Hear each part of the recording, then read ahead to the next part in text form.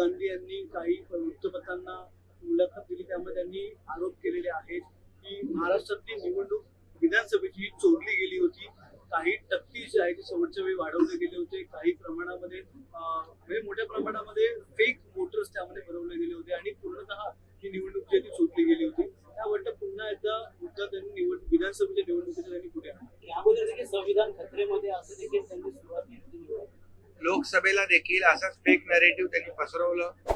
संविधान खतरे में आहे, आरक्षण जाणार, अशा प्रकारचं फेक नॅरेटिव्ह, खोट्या बातम्या पसरवून लोकसभेच्या निवडणुकांमध्ये मतदारांची दिशाभूल केली होती. परंतु आता जे त्यांनी काही ठिकाणी भाष्य करून काही ठिकाणी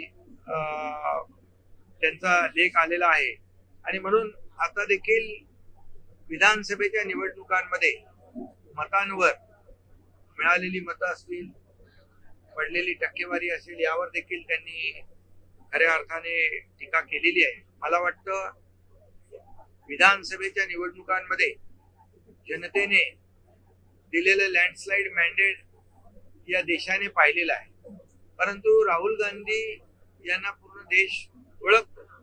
ते कधी काय बोलतील, कधी कुणावर टीका करतील आणि परदेशात विदेशात जाऊन देखील आपल्या देशाच्या प्रधानमंत्री महोदयांवर टीका करण्याचं काम ते करतात. आणि म्हणून या विधानसभेच्या निवडणुकामध्ये जे त्यांचं पानिपत झालेलं आहे, चारी मुंडेची लोकांनी केलेलं आहे, ते त्याला म्हणतात गिरे तो भी टांग ऊपर, अशा प्रकारचा हा प्रकार आहे. खरं म्हणजे मी हेही सांगेन की देशामध्ये ज्यांची उरली नाही पत ते व्यक्त करतायत आपलं मतावर, त्यामुळे हे देखील दुर्दैवी आहे. खऱ्या अर्थाने आज भारत जोडो यात्रा काढली, परंतु तरी सुद्धा या महाराष्ट्रामध्ये अनेक ठिकाणी ती यात्रा आली. पण महाराष्ट्रातली जनता सुज्ञ आहे. या महाराष्ट्रातल्या जनतेने पूर्णपणे या ठिकाणी महायुतीच्या बाजूने मतदान केलं.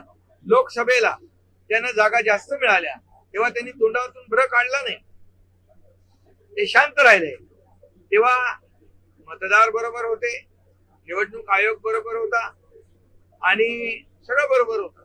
मग अगदी विधानसभेच्या निवडणुकांमध्ये जसं लोकांनी आम्ही विधानसभेच्या निवडणुकांमध्ये जसं लोकसभेमध्ये त्यांनी फेक नॅरेटिव्ह पसरवून लोकांची दिशाभूल केली, हे आमच्या लक्षात आल्यानंतर महायुतीने पूर्ण नियोजन केलं आणि नियोजनबद्ध पद्धतीने आम्ही निवडणुका लढवल्या आणि 2.5 वर्षात केलेल्या कामाची पोचपावती या लाडक्या बहिणींनी, लाडक्या भावांनी, लाडक्या शेतकऱ्यांनी, ज्येष्ठांनी सगळ्यांनी भरभरून मतदान केलं आणि त्यामुळे या ठिकाणी त्यांच्या पायाखालची वाळू सरकलेली आहे. आणि म्हणूनच मी आपल्याला एवढंच सांगतो की देशाचे प्रधानमंत्री नरेंद्र मोदीजी 2014 नंतर या देशाचा झालेला विकास बघा आणि 2014 बघा आणि 2014 पूर्वीचं झालेलं काम बघा. आणि म्हणून गेले 50-60 वर्ष काँग्रेसची राजवट होती. या देशातल्या नागरिकांना काय मिळालं? कुठला विकास मिळाला? गरिबी हटाव, गरिबी हटाव म्हणून गरीब हटला नाही, गरिबी हटली नाही, गरीब हटला. गरिबी हटली नाही, गरीब हटला. परंतु तेच जवळपास 30 कोटी लोकांना दारिद्र्य रेषेच्या वर आणण्याचं काम केलं. 80 कोटी लोकांना जे भुकेलेलं अन्न देण्याचं काम मोदीजींनी केलं. अनेक योजना केल्या, मी त्याच्यामध्ये जाऊ इच्छित नाही. लखपती दीदी योजना केली, ड्रोन दीदी योजना केली, उज्ज्वला योजना केली, जनधन योजना केली, अनेक योजना केल्या आणि सर्वांना घर म्हणजे रोटी कपडा मकान देण्याचं काम देशाचे प्रधानमंत्री नरेंद्र मोदीजींनी केलं. काँग्रेसने काय केलं? काँग्रेसने फक्त आणि फक्त राजकारण केलं. आणि म्हणून मी एवढंच सांगतो या राहुल गांधी यांना की त्यांच्या जी काय त्यांच्या पक्षाची जी काय पत घसरलेली आहे, आज त्यांच्या पक्षामध्ये कोणी राहायला तयार नाहीत. त्यांच्या पक्षातले आज आपण पाहिलं त्यांच्या अशा प्रकारच्या वागणुकीमुळे मोठमोठे नेते गेले. ज्योतिरादित्य शिंदे, गुलाब नबी आझाद, हेमंत बिश्व शर्मा, अशोक चव्हाण, असे कितीतरी लोक आहेत की ती लोक त्यांना सोडून गेली. आज पाकिस्तानच्या विरोधात ऑपरेशन सिंदूर याचं जे शिष्टमंडळ केलं त्यामध्ये देखील शशी थरूर गेले. शशी थरूर यांना पाठवलं आणि शशी थरूर यांना पाठवल्यामुळे काँग्रेसला प्रचंड त्यांच्यावर राग आला आणि त्याच्या विरोधात बोलू लागले. अरे हे देशाचा विषय आहे. आज 6 शिष्टमंडळ गेली वेगवेगळ्या देशांमध्ये, 34 देशांमध्ये भारताची भूमिका पटवून दिली आणि पाकिस्तानचा दहशतवादी बुरखा फाडून टाकला.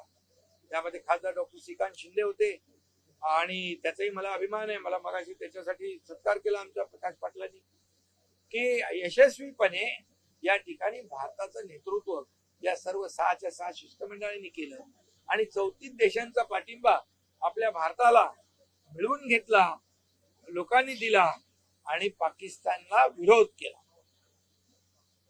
तुम्ही आतापर्यंत तुम्ही मिसाईलचा हिशोब मागताय, त्या किती गोळ्यांचा हिशोब मागताय. अरे बाबा, माझं त्यांना विचारणं आहे की 26/11च्या हल्ल्यामध्ये निरपराध मुंबईतले शेकडो लोक मेले, त्यांचा हिशोब मागा. मग सिरियल बॉम्ब ब्लास्ट झाले, त्यांचा हिशोब मागा.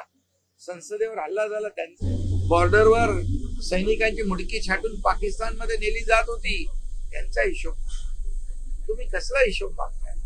आणि हे तर तुम्ही जे मॅच फिक्सिंगचं बोलताय, जेव्हा तुमची राज्य जिंकतो काँग्रेस, जेव्हा राज्य जिंकतो काँग्रेस, जेव्हा निवडणुका जिंकतो तेव्हा मॅच फिक्सिंग नसते. जेव्हा बरोबर असतो निवडणूक आयोग, जेव्हा बरोबर असते निवडणूक यंत्रणा, जेव्हा बरोबर असते मतलब ईव्हीएम, जेव्हा त्यांच्या विरोधामध्ये निकाल लागला की हे सगळी ओरड सुरू होते.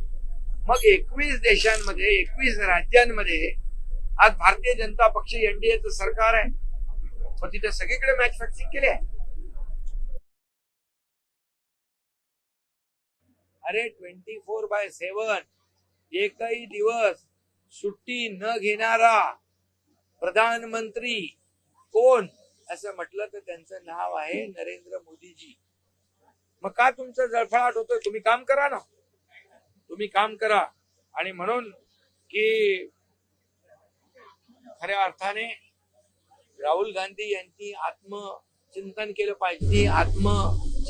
पाहिजे, काँग्रेसने आत्मचिंतन केलं पाहिजे की आपला पराभव का होतोय. आज विरोधी पक्ष नेता बनवण्या इतकं देखील संख्याबळ नाही. या महाराष्ट्रातल्या जनतेने पूर्णपणे सुपडा साफ करून टाकलेला आहे, कामाला महत्व दिलेलं आहे. आणि म्हणूनच मी एवढंच सांगेन की अख्खा देश या भारत पाकिस्तानच्या लढाईमध्ये मोदीजींच्या मागे उभा राहिला, लष्कराच्या मागे उभा राहिला, तिन्ही सेना दलाच्या मागे उभा राहिला.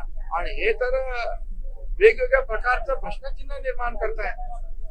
या पाकिस्तानच्या लढाईच्या विरोधामध्ये, आपल्या लष्कराच्या कारवाईच्या विरोधामध्ये, जे ऑपरेशन सिंदूरच्या विरोधामध्ये प्रश्नचिन्ह निर्माण करणारे ही कुठली देशभक्ती आहे, हे कुठली राष्ट्रभक्ती आहे, असा माझा सवाल आहे. आणि म्हणून विदेशात जाऊन देशाची नेहमी बदनामी करणाऱ्या राहुल गांधींनी अनेक वेळा हे केलेलं आहे, अनेक वेळा असं भाष्य केलेलं आहे.